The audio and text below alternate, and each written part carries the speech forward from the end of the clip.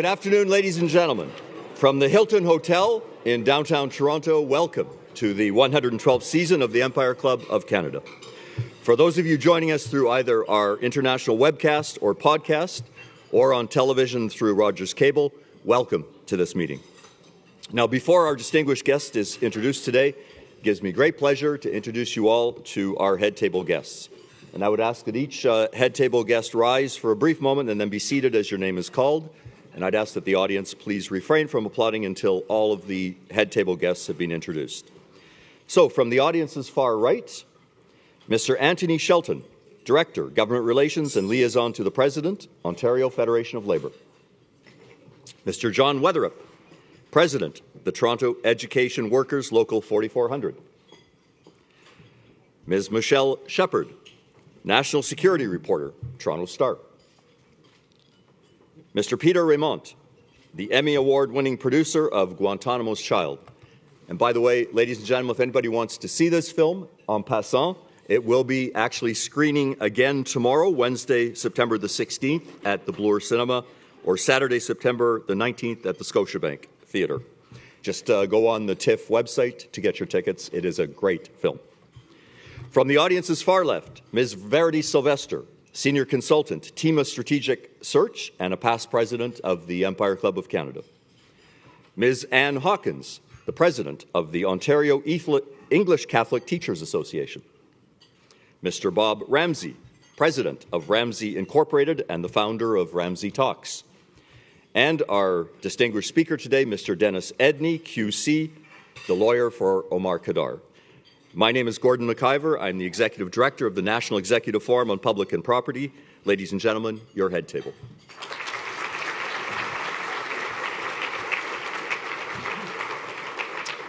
I'd also like to acknowledge the presence in our live audience today of Patricia Edney, Dennis's lovely wife. Patricia, welcome to the Empire Club of Canada. Thanks for being with us. And we're also privileged today, I have to point this out because it's rare you get the whole Holy Trinity together, but we have John Hondrick, John Cruikshank, and Michael Cook from the Toronto Star. Thank you very much for being with us.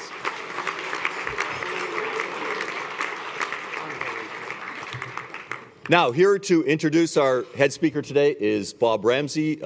Gosh, Bob and I have known each other forever.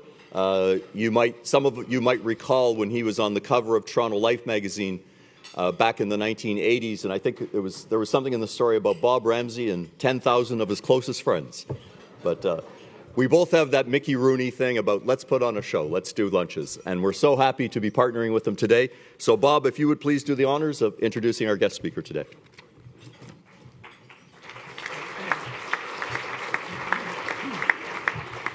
Thank you, Gordon, for that kind and very lavish introduction. And thank you to the Empire Club for partnering with Ramsay Talks to remind us why it's so vital to speak truth to power. Dennis Edney is a master of doing that. He's dogged, obsessive, fearless, funny, obscene, and never knows when he's beaten. In short, he's a Scot. For 11 years, he's pursued what other defense counsel labeled the ultimate hopeless cause. Omar Khadr was a 15-year-old Canadian living in Afghanistan, accused of killing an American soldier, shipped off to Guantánamo, where he lived for 3,647 days, and was enthusiastically tortured by U.S. interrogators. In 2012, he was sent back to prison in Canada, where he was freed on parole this past May. He now lives in Edmonton with Dennis Edney and his wife, Patricia. Now, under those bare facts sits Winston Churchill's great insight. In wartime, Churchill said, "Truth is so precious that she should always be attended by a bodyguard of lies." For if the Omar Khadr story tells us anything, it's that the whole truth is still not known and likely never will be. Is he a child soldier, a victim, or is he a terrorist? Is the real terrorist America for denying him due process and the human rights we accord other prisoners of war? Is Canada a dupe for taking him back? Is Stephen Harper protecting us in his relentless pursuit of Khadr through the courts? Or is he, in fact, stripping us of our own rights by denying his? But all the bodyguards on earth can't protect us from one essential truth. If it weren't for Dennis Edney and his colleagues, Mr. Khadr would still be rotting away in Guantánamo. We wouldn't be here today, and there wouldn't be a documentary called Guantanamo's Child. That film premiered at TIFF last night to 2 standing ovations. It's worth seeing for its shock value alone in showing how we are all still 9/11's children, but even more in showing what it takes to clear the fog of war and see justice done. Guantanamo's Child was co-directed by Michelle Shephard, the renowned national security reporter for the Toronto Star, who traveled on the Star's dime 26 times to Guantánamo and who wrote the book that sparked the film. I've asked Michelle to interview Dennis Edney after he speaks with us.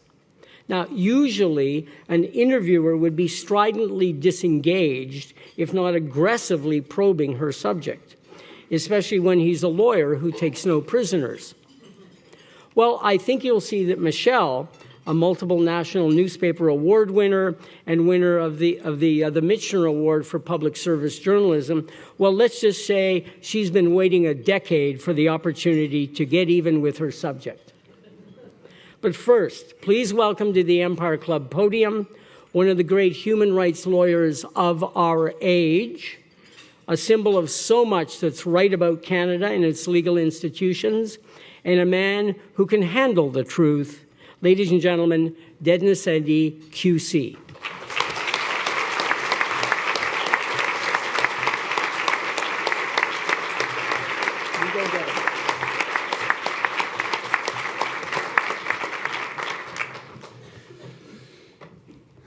Thank you.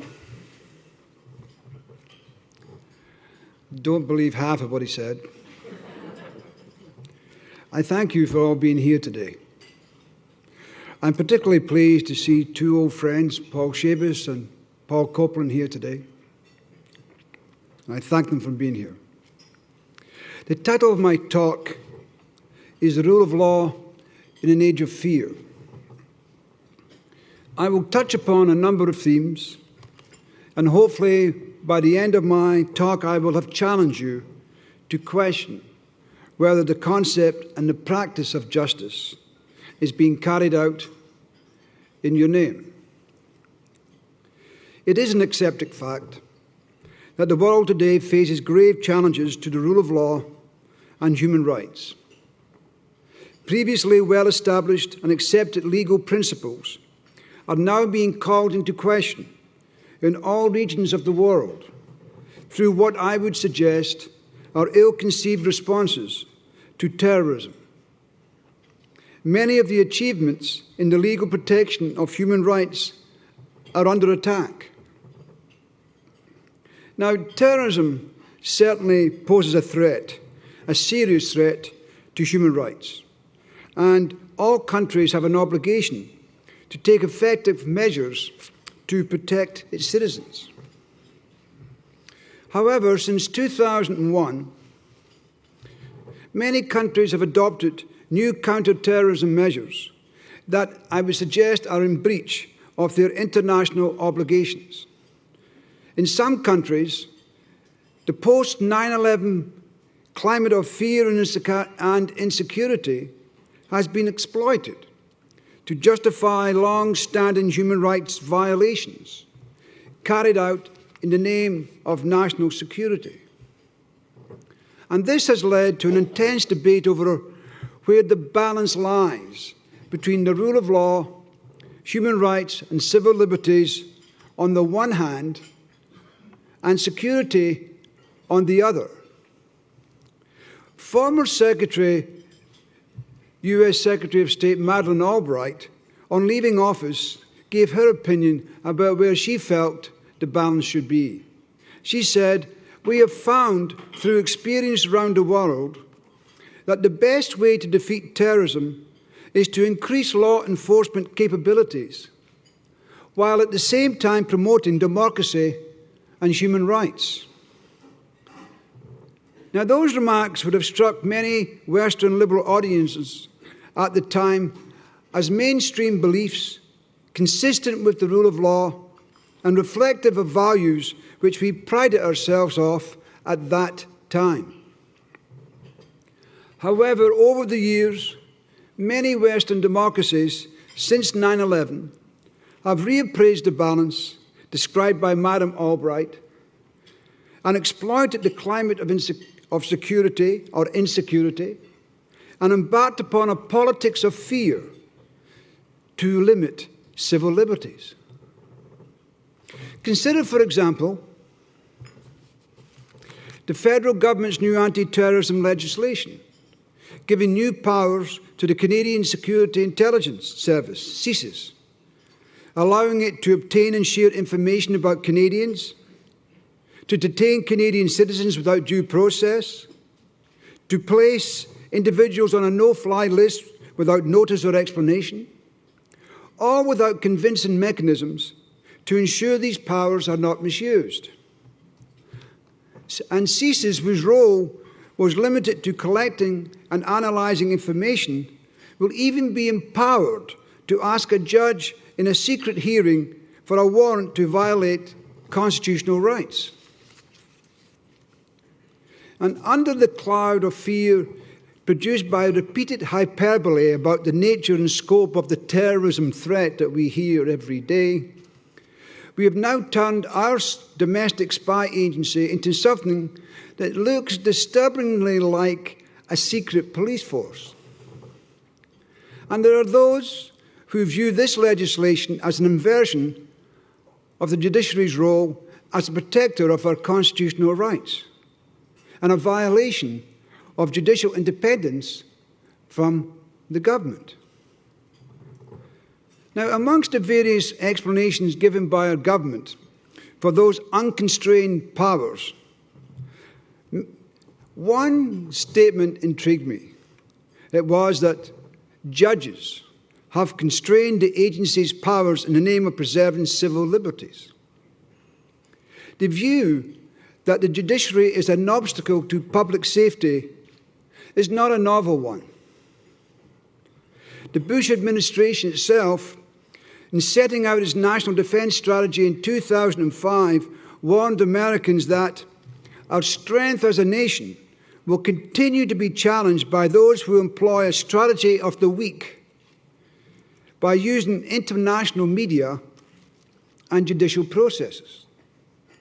And similarly, in Britain, former Prime Minister Tony Blair, on the point of leaving office, stated that it is a dangerous misjudgment to put civil liberties first. To do so was both misguided and wrong. Now, this is chilling language. In adopting measures aimed at suppressing acts of terrorism, it is not simply a utilitarian calculation of security trumping our civil liberties or balancing the right to security of the many against the legal rights of the few. And that is because we are fighting for more than the safety of our citizens, though that is an important objective. We're also fighting for the preservation of our democratic way of life, our right to freedom of thought and expression, and our commitment to the rule of law. Those liberties which have been hard-won over the centuries and which we should hold dear. So, in our commitment to the rule of law, we cannot compromise on long-standing principles of justice and liberty.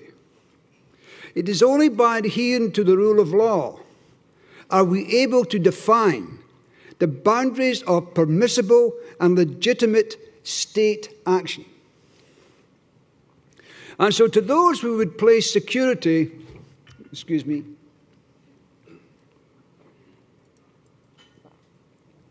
and to those who would place security at the expense of civil liberties, they could have benefited from the words of former U.S. Supreme Court Justice William Brennan on past history, He said, and I quote, "There is considerably less to be proud about and a good deal to be embarrassed about when one reflects on the shabby treatment civil liberties have received in the United States during times of war and perceived threats to national security. After each perceived security crisis ended, the United States has remorsefully realized the abrogation of civil liberties was simply unnecessary. But it has proven unable to prevent itself from repeating the error when the next crisis comes along." Meanwhile, the phrase war on terror and the word terrorist has now become synonymous with Islam and Muslims in the minds of many. We've all bought into the phrase war on terror. It is an inaccurate term, a rhetorical device, a cynical manipulation of the public's horror after 9/11. The phrase war on terror has no more legal or practical meaning than would a war on cancer or poverty. As a result, it is easy for people to accept that drastic measures must be taken in the interest of security, even if it means the suspension of civil liberties, compromising our values, or ignoring the rule of law. We rationalize it's for the greater good of society. Can we now state with any conviction that we have become a more stable world, a more tolerant and compassionate society since 2001? The reality is that public anxiety has increased along with intolerance, discrimination, and bigotry. Since 2013, the overall number of reported hate crimes against religious groups fell in Canada, except for Muslims, who have experienced a 44% increase according to Statistics Canada. And one has to look no further than Guantánamo Bay, Cuba, to understand how easy it is for a nation to fall into lawlessness when one doesn't get the balance right. It was in January of 2002 we witnessed the first shocking images of detainees hooded and shackled for transportation across the Atlantic to Guantánamo Bay, much as other human beings had been carried in slave ships 400 years ago. And on their arrival in Guantánamo Bay, they were then unloaded on the tarmac like so much human baggage, to be transported to open-air wire cages that would be their home for years, all without access to family, friends, lawyers, human rights organizations, or any semblance of due process or oversight. And the photos of detainees that we saw in orange jumpsuits, cuffed, hooded, and masked, while kneeling at the feet of U.S. soldiers in these outdoor cages, became emblematic of how the U.S. intended to fight their war on terror. And for the watching world, which is you and I, no knowledge of international humanitarian conventions was needed to understand that what was being witnessed was unlawful. This was not a manifestation of the Geneva Conventions at work, nor was it an act of deportation or extradition. It was far worse. It was the unlawful transportation to a world outside the reach of law and intended to remain so. And in that world, crimes against humanity were to be carried out in Guantánamo Bay. And I would say that I would never have envisaged that the history of the new century would encompass the destruction and the distortion of fundamental legal and constitutional principles that have been in place since the 17th century. we appear to have forgotten the lessons of the 17th century Star Chamber, where the accused were submitted to torture, to accusations based on secret evidence, heard by a secret court, while being shackled in extremes of isolation. The worst excesses of the past years should have sounded loud alarms, and not the least because of that precise historic parallel to the Star Chamber. We are witnesses to habeas corpus being abandoned, secret courts being created to hear secret evidence, guilt inferred by association, torture and rendition nakedly justified, and vital international conventions consolidated in the aftermath of the Second World War, the Geneva Conventions, the Refugee Conventions, the Torture Convention, and more, have been deliberately avoided or ignored in the war on terror by many Western governments, including our own. And it was into this hellish world that I've described that a young Canadian boy, Omar Khadr, was abandoned at the age of 15. And as many of you may know, he was 15 years old when his father left him in a compound in Afghanistan controlled by half a dozen or so Taliban fighters, and with the father promising to return but never did. And one day, U.S. soldiers on patrol came knocking on the door of the compound, demanding entry. A firefight ensued, resulting in an aerial bombardment that destroyed the compound, killing most of the inhabitants. Then Delta soldiers went into the compound to mop up any survivors. A Delta Force soldier gave evidence at Omar's so-called trial that he saw Omar away from the battlefield, facing a blank wall, screaming from his shrapnel injuries, and then he shot him twice in the back. That act in itself was a war crime. Miraculously, Omar survived. He was eventually loaded onto a military helicopter and regained consciousness 7 days later in a hospital at the U.S. internment facility in Bagram, Afghanistan. And on awakening, little did Omar know that his troubles had only started. And during his 3 months in the Bagram hospital, Omar was interrogated repeatedly by a military interrogation team under the supervision of Sergeant Joshua Claus, who acknowledged he had interrogated Omar 20 to 25 times over a 3-month period for up to 6 hours at a time. In fact, Claus indicated that he may have been more robust with Omar than with others.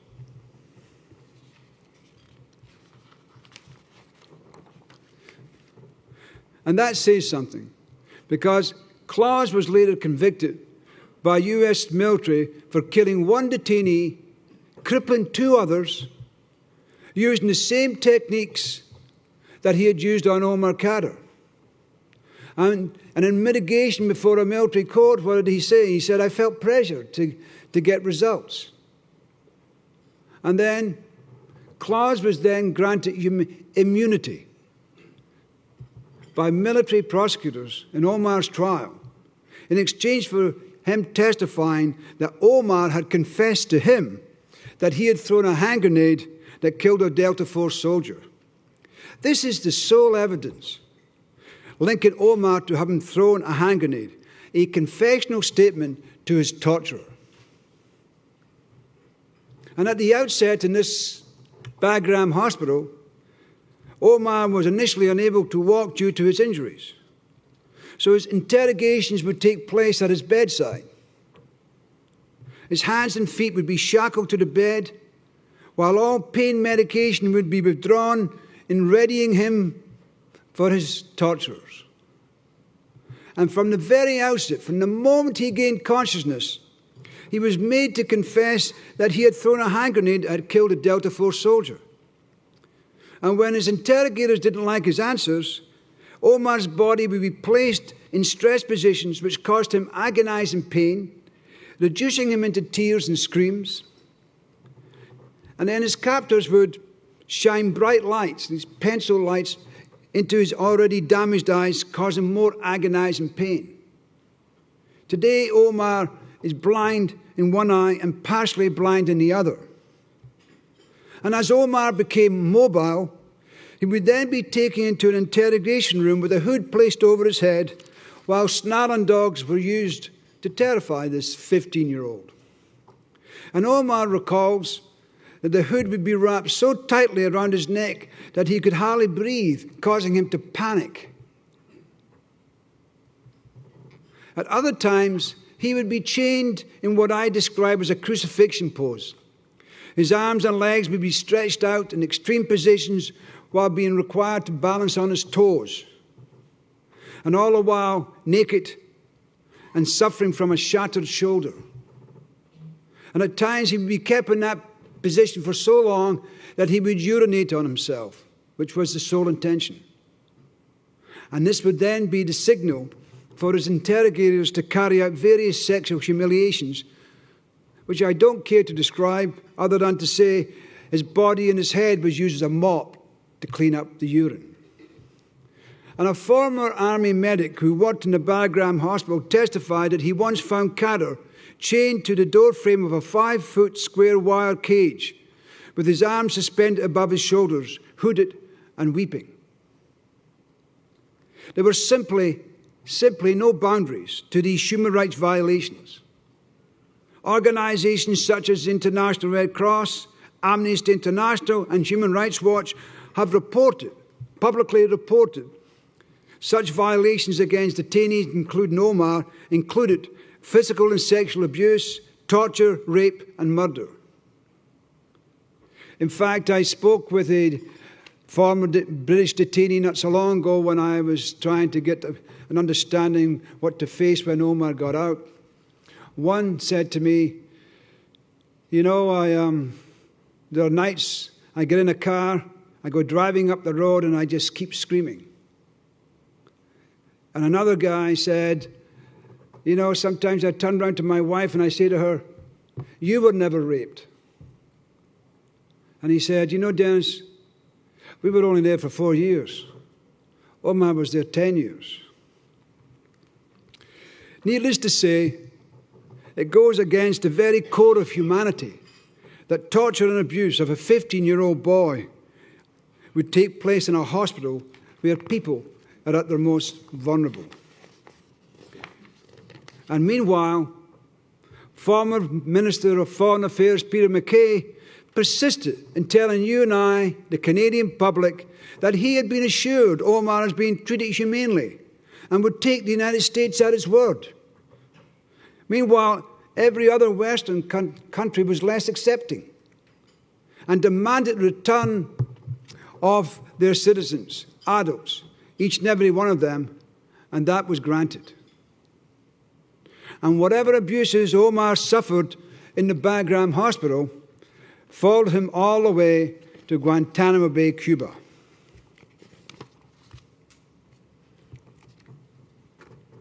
Now,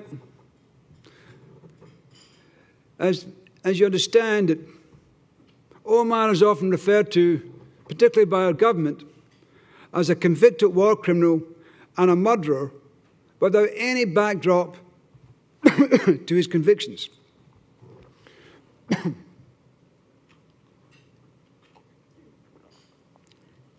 However, the American Military Commission, or tribunal that convicted Omar, should be understood as not being a normal court. It was a pantomime of justice, removed from normal American legal system and relying on made-up rules and novel legal interpretations. I remember my co-counsel, Nate Whitland, saying one day as we walked out of the courtroom, he said, "I am so ashamed of myself for being here." And I felt the same way. But it's only very recently that General Martins, the newly appointed chief prosecutor in the military commission system in Guantánamo, acknowledged that the initial versions of these commissions was flawed and unfair. He stated that publicly just recently. And he also stated that he promised to put in place a higher bar to hearsay evidence and a prohibition against using statements made during cruel or degrading mistreatment. That's his language. However, the Alberta Court of Appeal put it recently in dryly damning language. It said, the legal process under which Khadr was held and the evidence elicited from him have been found to have violated both the Charter and international human rights law. And the Supreme Court of Canada has also said as much. And yes, Omar pled guilty as part of the plea bargain. And before he pled guilty, it was made clear that unless he did so, he faced a lifetime of indefinite detention, regardless of the outcome of the trial. And he had at that point already spent nearly a decade in American custody, held in places that were entirely removed from the realm of law, where abuse and torture were standard operating procedures. So who amongst us would not have taken that plea bargain to escape that hellhole? And I had a difficult time persuading Omar to take the plea, because he said to me, the Canadians will think I'm a terrorist by entering into this plea bargain. Our generation has had the most sophisticated development of international laws, treaties and conventions the international community has ever known, all stating that human rights abuses will not be tolerated. And these international instruments include the Geneva Conventions, the Convention on Torture, the Convention on the Rights of the Child, and many, many more, all applicable to Omar Khadr, and each and every one of them denied to him. As a result, the international consensus reflected in the Universal Declaration of Human Rights and the Charter of the United Nations that no one in the future would fall outside the protection of the law has been overridden and supplanted by lawlessness. And as a signatory to all those international treaties, Canada has an obligation to protest when they are not being applied to one of its citizens. And yet, it has refused to uphold its human rights obligations when it comes to Omar Khadr. The Harper government, by its actions, has demonstrated a shocking, a reckless, and a ruthless disregard for those moral and legal laws that give effect to the idea of fairness. And by doing so, it has shown just how fragile are the laws and their application that we assume are there to protect us when faced with a government determined to follow a contrary path. So as I conclude, history tells us that there are some cases that enshrine the defining moments of their time. Omar Khadr's case is one. Future generations will rightly judge our shocking dereliction of responsibility in this matter and our collective failure to extend justice and humanity. And as we have failed Omar, we have also failed our children through bequeathing to them an uncertain future as a result of systemic apathy by its citizens and civil institutions.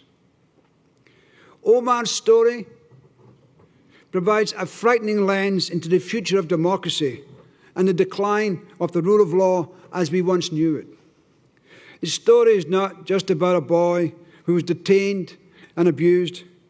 His story is also about how we, as individuals, define ourselves as a society and what we are prepared to stand up for. Because if this could happen to a 15-year-old Canadian youth, then who amongst us is safe? Thank you.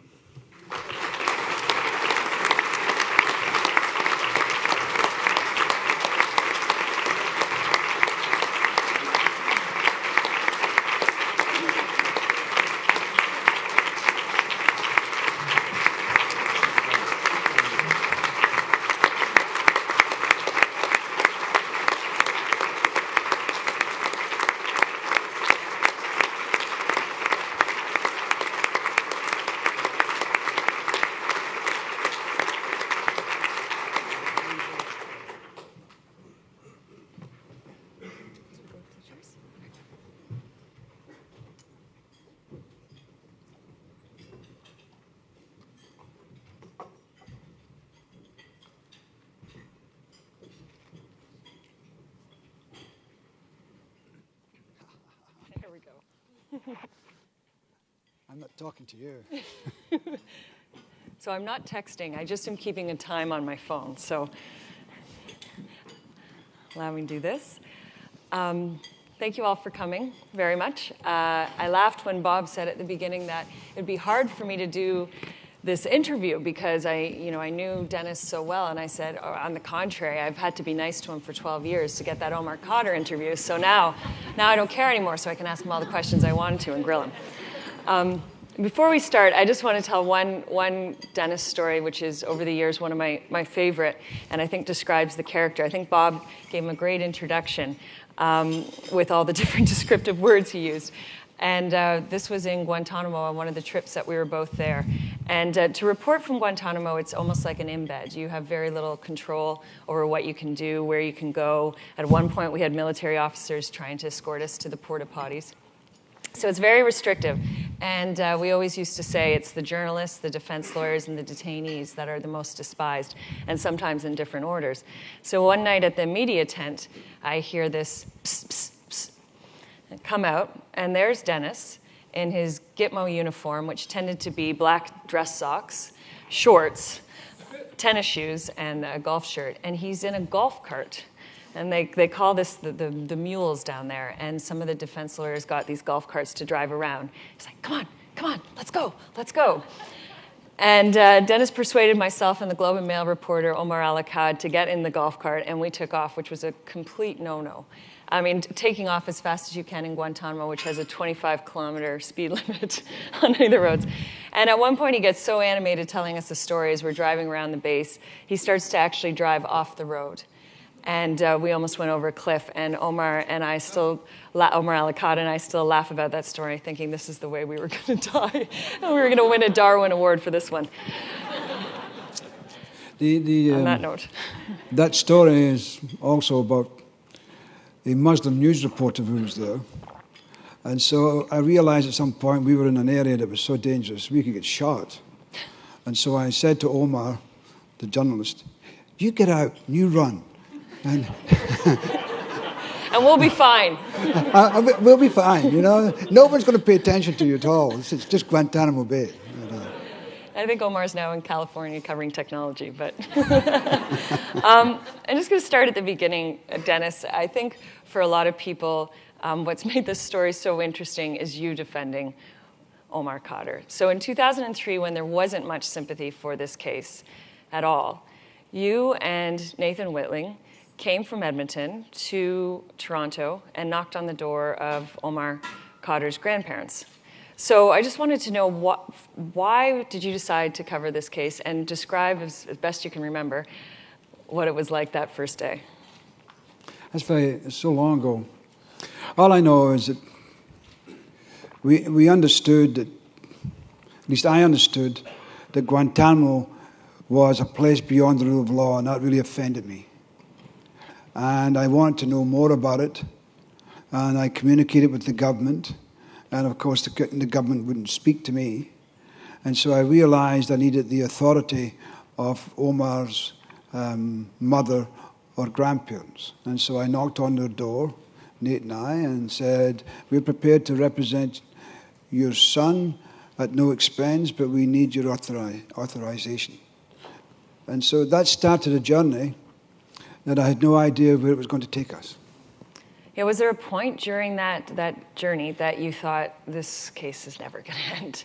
That you thought, surely you didn't know it would go on for almost 13 years, but was there just sort of that Kafka moment where you thought, I can't get him out of this? Oh, there were many times. I wouldn't say many times, but there was a fair few times where I wanted to walk away for a variety of reasons, maybe because I had gotten sick, or maybe because I was running out of money, or whatever it was. I wanted to walk away, but I didn't have the courage to face Omar and tell him that. And I always realized that if I walked away, I'd have to spend my life lying to myself, make up some excuse why I walked away. And I'd always have this image of this young boy chained to a floor in a secret prison in Guantánamo, not the cages, in a cold, windowless cell. And so I couldn't live with that. And so I continued on. But what were those visits like? I know when in our film we asked Omar what it was like when you two were down there, and he sort of had an interesting answer. He said he looked forward to the visits. But on the other hand, they were so hard because you reminded him of what he didn't have. That on some level he just got used to the prison life and he could survive that way. And then you would come down and give him hope that he was going to get out one day. What were those visits like for you, just physically, emotionally, financially? Well, the first visit was the worst. He had been in, I think it's Camp 5, one of the secret prisons.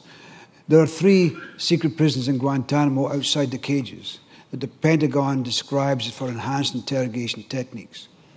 And I walked into this cell that was deliberately kept cold, and here was this young man sitting on a bed, chained to the floor, with all kinds of injuries.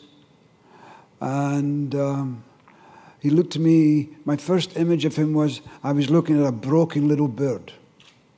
Everything about him looked painful and tragic. And he had sort of withdrawn into himself. And so I was there for 3 days, and it was only on the 3rd day that he finally spoke to me. And I remember on leaving that day, I said to him, I'll be back. And he said, everybody always leaves me. And so I remember walking out of there, speaking to a Department of Foreign Affairs official. And I said to her, if we don't get him out of there, he's going to die. And she said, I know. And so our government is well aware of what the conditions that young man suffered. And so along the way, when I came back to see Omar, my overall theme was hope. Because I told him, if you don't have hope, then you have nothing, you've lost. And so we spent much time with each other.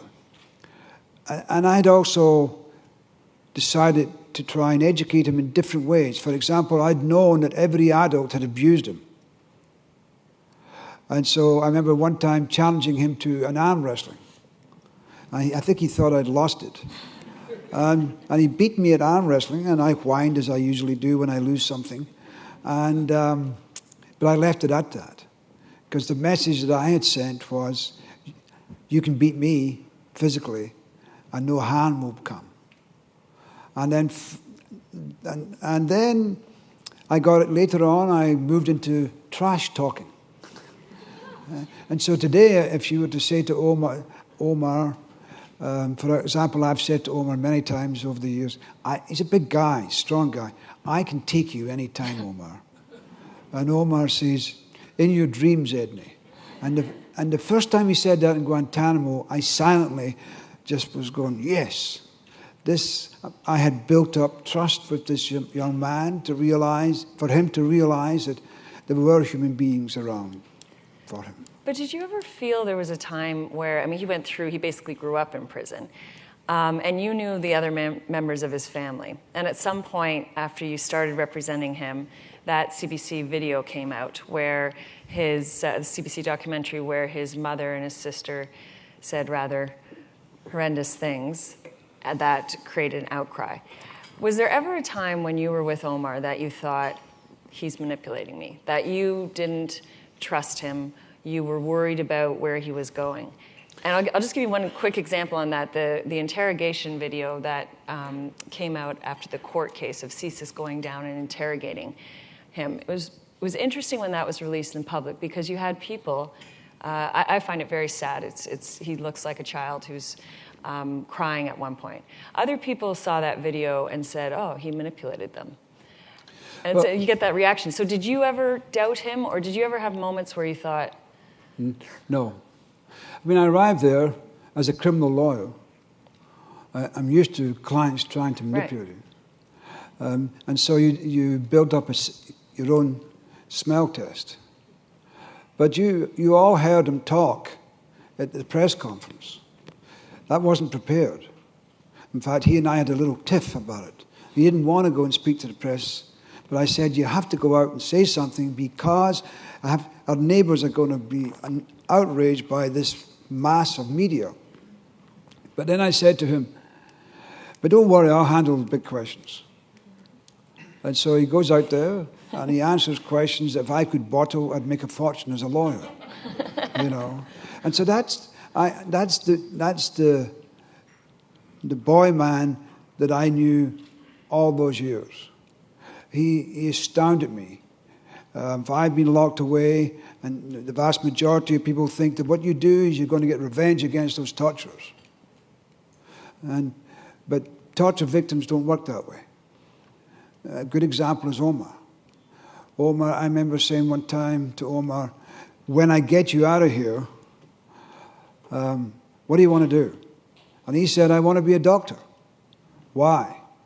He said, because I want to make sure that no one's ever injured or abused like me. And this is in the cell, he doesn't need to lie to me. And who is this guy? Whereas others in Guantánamo, some committed suicide, some were killed, and this young man held to strong, beautiful principles to this present day. So I trusted him.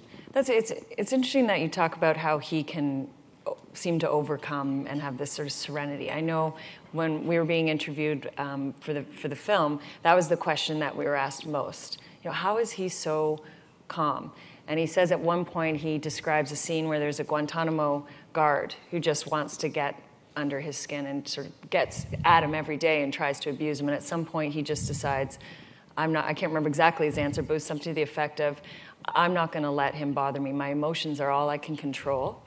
And he started to feel sorry for him because he said if he could inflict this pain, he must be suffering. And we get asked that question all the time, myself and the director, Patrick Reed, who's also here, or was here, at the Star table. Oh, and Michael Cook asked me to hold up the Star Touch mug. We launched an app today.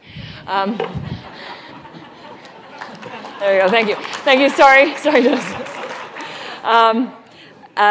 But how, now the product placement is done, yes. How we only got a chance to see him for those few days when we were filming. How has he managed to not be bitter, to not suffer, to seem so well adjusted? And it sounds like from what you and Patricia have been saying, he continues to be so well adjusted. Well, you know, many of the British detainees who were released, two are human rights lawyers. They started their own human rights organization. They didn't go and buy guns and decide to get a ticket back to America. Omar, and these are adults. So I've always thought of Omar, this is embarrassing because I always thought of myself as a tough criminal lawyer. But, you know, I always saw Omar as special. When you talk about that particular soldier that was getting to him, he was getting it to Omar in incredible, vulgar, sexual ways. And I must remember that one of the most important techniques in humiliating Muslims is sexually humiliate them. And so when I have thought of some of the people that have abused him, I don't feel kind about them. I'd like to give them a punch in the nose, to say the least. Omar Khadr somehow or other says to himself, I'm not going to, they may could take my body, but they can't take my soul.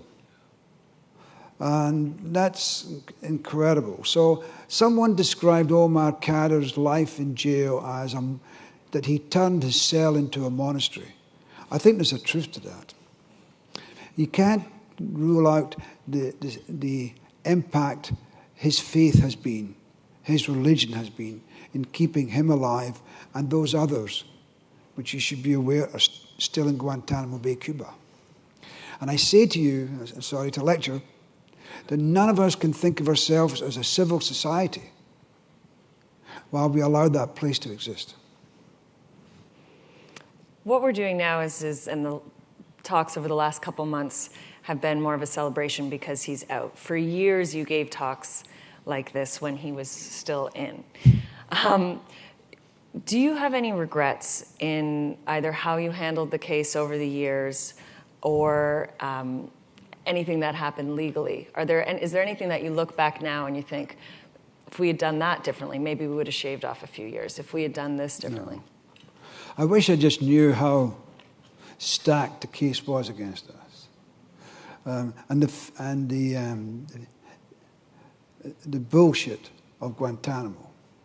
I wish I'd known that better. And the people you're dealing with are as false as the day is long. If I had the opportunity to do it again, well, I'd have a deep sigh. I don't think I have the time or the age left to do it again, but if I had to do it again, would I do it? Of course. I don't want to sound softy here, but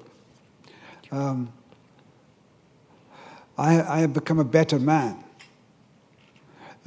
through Omar, through taking on this case, by far.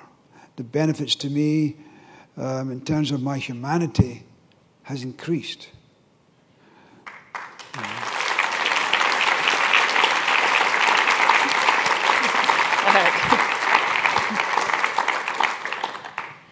I had some more tough questions I was getting to, but I've been told to open it up to the audience. So feel free to, if you have a question that you'd like to ask Dennis, just if you want to just put your hand up, we have mics, and we can direct a mic to you. Got one over here. Okay. You're going to have to help me with what to say. Hello. Yes, thank you very much, Michelle and Dennis. My name is Kathy Copps, and I'm with the Free Omar Khadr campaign. We've been advocating for Omar's rights for a number of years, and I can tell you that since the interview and Omar's release and his news conference and then the CBC documentary, there's been a huge groundswell of support for Omar from Canadians from coast to coast. And I think people are waking up to what has happened over the last 10 years and how we've abrogated our responsibility as citizens to hold our elected government officials responsible for what's happened to him. It's not too late. We also feel that it should not be up to Dennis and his family and his team of lawyers to take on this horrendous case on their own. And we are hoping that people who are sympathetic understand that we have an obligation as Canadians to now take some responsibility for what we haven't done in the past 10 years. So if you are interested in helping out or donating, please go to freeomar.ca. Thanks very much. Just building on that, as we wait for the next question, I think there was one over here. I was going to ask, this hasn't become an election issue. So despite the fact that there has been a lot of attention, this is not something that any of the politicians want to talk about. Does that surprise you in any way, or do you think that'll change? I'm an expert speaker, I think. I'd never been a public speaker until I took on Omar Khadr. And so I've wandered from one end of Canada to the other, back and forth. I've been at universities in the States, etc. And everybody seems to say hi and then goodbye. I don't hear from them. And so people have been very silent about Omar Khadr. And since we got him out on bail, and the bail was a real throw of the dice. Why? Because we had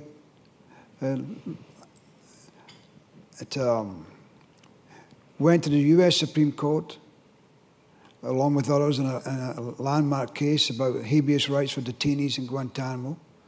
We've been in the Canadian Supreme Court 3 times, have not lost the American lawyers, certain American lawyers talk about never lose a case. It's a silly guy who says that. But we have not lost a single case against this government. And yet we continue to fight for his freedom.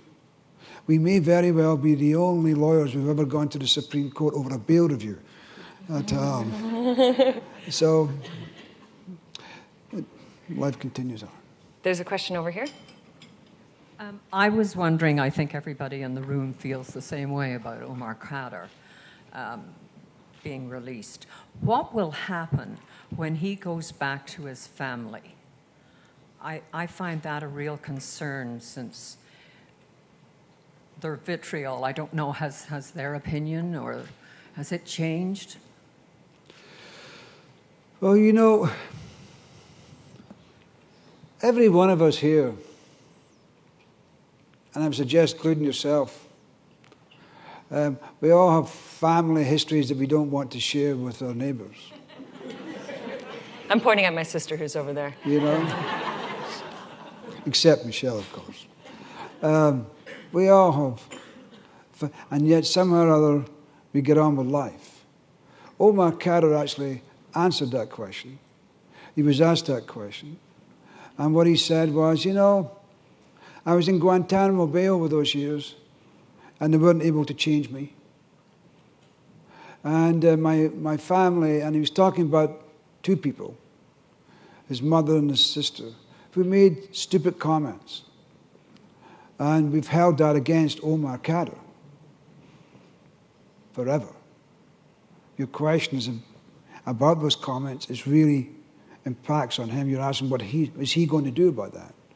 And so he said, you know, they're my family. And I have my own opinion.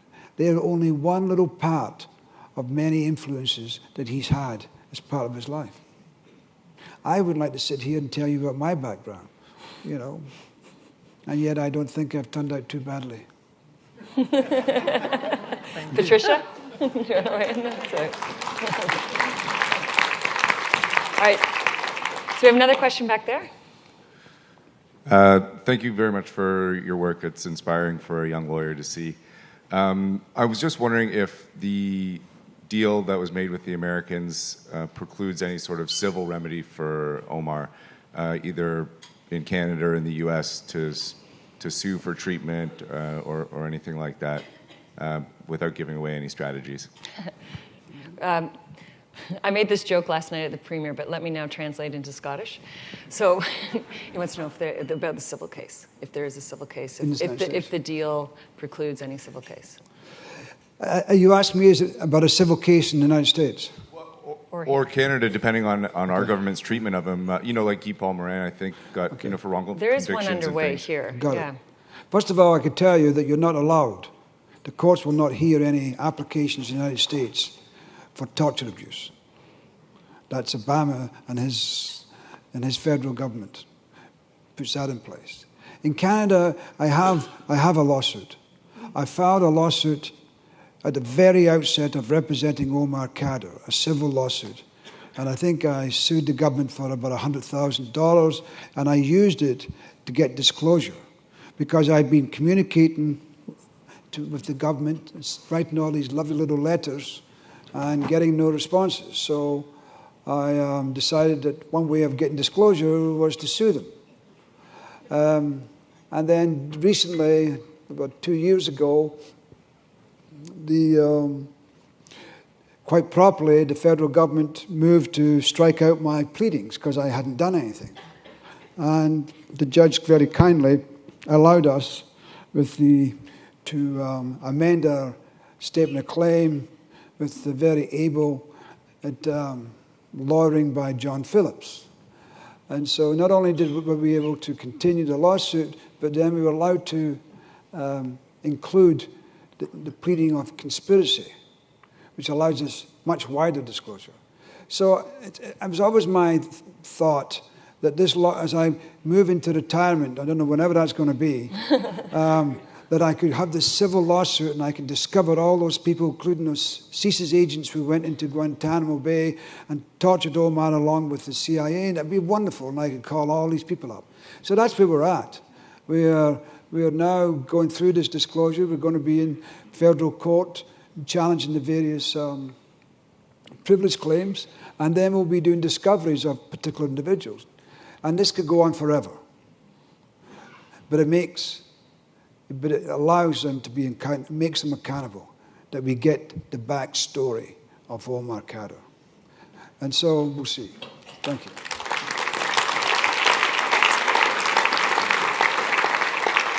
And we have time just for one more question, if there's one more. Over here. Thank you for your wonderful work, all of you. James Cullingham.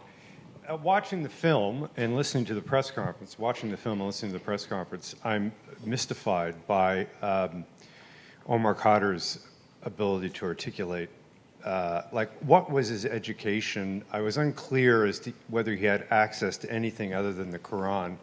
How do you account for his remarkable sense of self and his ability to articulate his ideas? First of all, he's very bright, very, very bright. He can speak 4 languages. In the early days in Guantánamo, he was not allowed any books or any stimulation or any education. And then I teamed up with a professor at King's University, and she would write out some corresponding courses for him to do. And at first he wasn't allowed that information, that material. And so I was able to sneak it in under the guise of my legal material. Not that my legal material was protected, it would go through it, but what I would do is I would take some briefs, I'd have all this paper, and I'd stick in these educational plans, and the guards would go through. They didn't want to keep looking at all this legal stuff, and so I brought it in, and I put it in front of Omar, make a mess of the table. We got hundreds and hundreds of documents, and then we'd go through the strategy of as if I was talking legal stuff to him, and we'd be talking about English and history and stuff like that. And he'd finish his stuff, and I would take it out, and brought it back and get corrected. And then eventually in late years, they allowed him to access books, etc., etc. And then Arlette, one of the professors, actually came down and would visit him after trial. After trial. Did he have any other influences in terms of psychologists or psychiatrists that sort of helped as well? Well, we then brought on a psychiatrist, Kate Porterfield from New York, who continues. Omar can speak to her at any time. She's been in Edmonton now twice since he's come out. We have Brigadier General Steve Zanakis, who you'll see on the film, was almost in tears. He arrived, he's a tough guy, and he answers some of the questions that were asked about Omar's, can you believe him? And Zanakis says, I've been in this business a long time, and I met this kid, and I arrived there with all kinds of suspicions. But he, like me, fell in love with Omar and worked hard to assist me in trying to get him out, but certainly trying to help him grow into a stronger person within Guantánamo. And not so long ago, when Omar got out on bail, we took him to Kelowna, and Zanakis flew in from Washington, and we took Omar out on a boat. I lied to the people I rented this boat for an hour. Let them think I had a permit, and then I turned the boat over to Omar, and we spent some time going crazy on the water. Anyway, I think that's a great way to end it, actually. Thank you very much for coming tonight. And thank you, Dennis.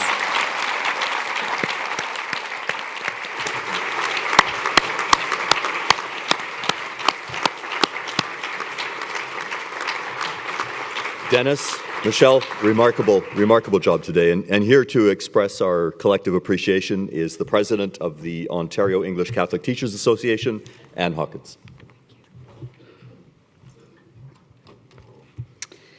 Well, on behalf of the audience, and the fact that they found a Scot to thank a Scot was purely coincidental. But within the first few minutes in the reception area, you don't put two Scots together in the one room before the talk turns to politics. And so we had a good conversation about one of the topics that you mentioned, and to both of you, thank you very much for your wisdom. You started out, Dennis, with a challenge. Well, I think you did that.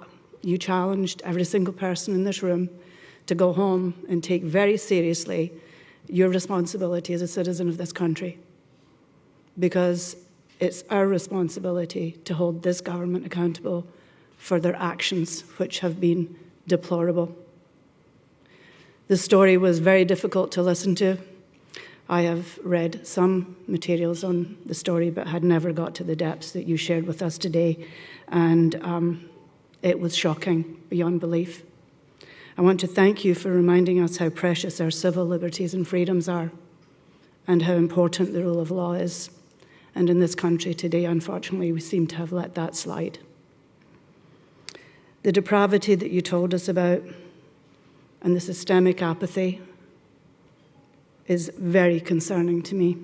I've spent my life in classrooms trying to teach the children in this country how important it is to stand up for one another. And we need to stand up. We need to take this opportunity to stand up, and I thank you for reminding us of this. I want to talk about courage briefly. Obviously the courage of Omar Khadr, but also your courage. I'm going to talk about one of the Scottish traits that we're well known for. Some people would call it determination. I'm quite sure your wife would call it stubbornness. And thank you for having bucket loads of it, because you obviously needed it. And finally, I would like to think that we all go out here with the story of and the reminder of the dignity of the human spirit, and the fact that Omar Khadr was able to hold and shine with that human spirit. I want to thank you both very much for your time, and I want to thank the rest of you as well for sharing this time. Thank you.